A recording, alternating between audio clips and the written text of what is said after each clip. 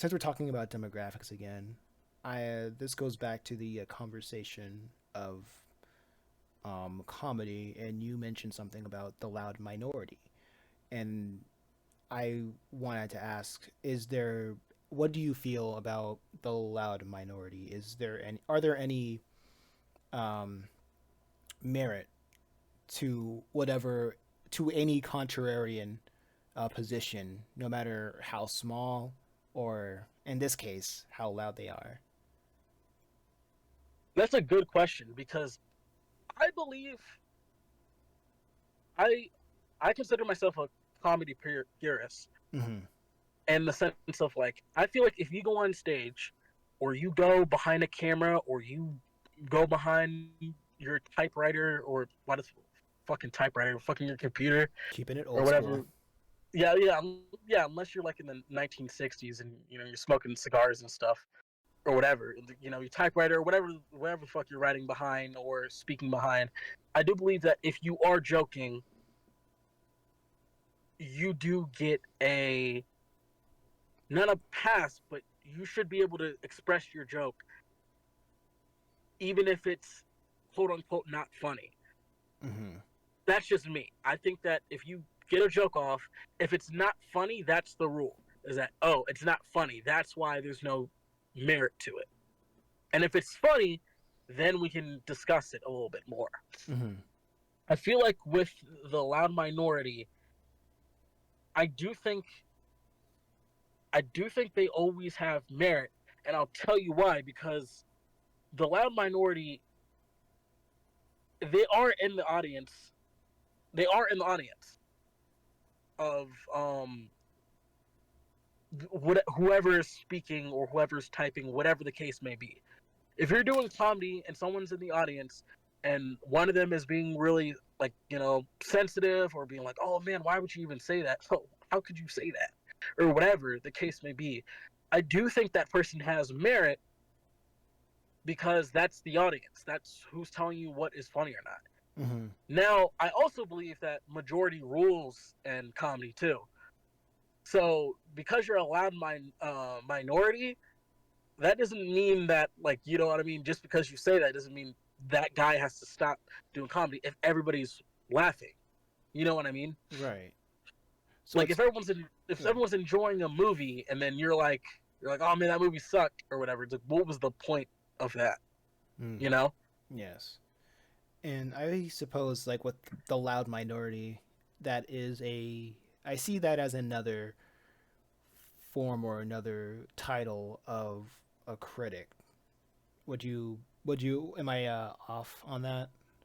No, you're not off on that. I mean, Yeah. like they don't consider themselves a lot of the time the loud minority when it comes to comedy at least they don't really consider themselves critics. They they do consider themselves sort of victims to what they had to hear.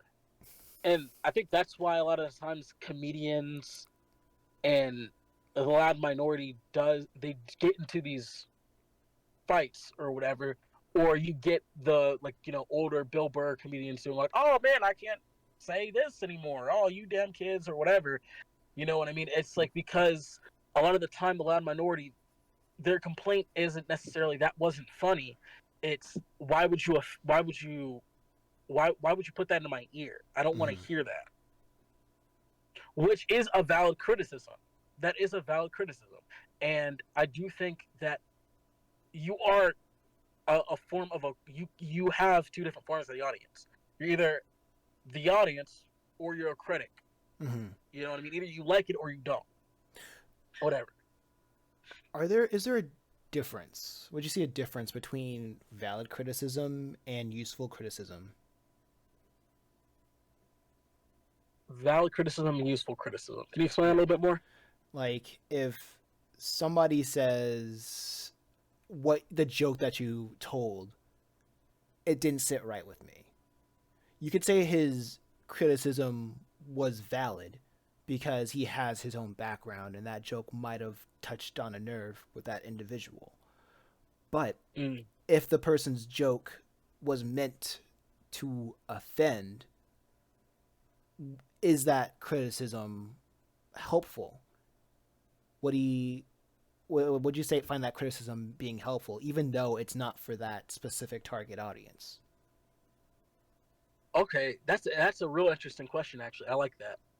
You're pretty good at this podcast and stuff, dude. You should get your own podcast. I should start a Um, podcast. Yeah. you really should start a podcast. You should have me on it too. Yeah. I think I do think that in order to give useful criticism, you have to go into that mindset already preemptively before you say anything. Mm-hmm. I don't think that you can't just criticize something just to criticize it and consider that helpful criticism. Because a lot of the times criticism is a form of complaining, and your your complaints can still be valid and not be helpful, you know. Mm-hmm. um so I do believe that a lot of criticism is valid criticism, but not a lot of it is helpful criticism, because they're not going into the conversation that way a lot of the time. A lot of the time, especially with audiences, if they think something sucks, they're just gonna say it sucks, or again, they're gonna say, "Why would you put that in my ear?" Or like they're not trying to help a comedian. That's the thing about like comedy that I notice, or whatever. I'm not a professional. I'm like an amateur guy at this comedy stuff, I guess. And I notice that a lot of the times comedy is not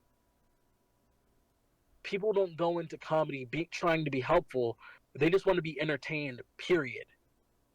There's no like like, oh well, maybe if you change the joke up a little bit like this way, it would be funny this way. It's either it's funny or it's not funny.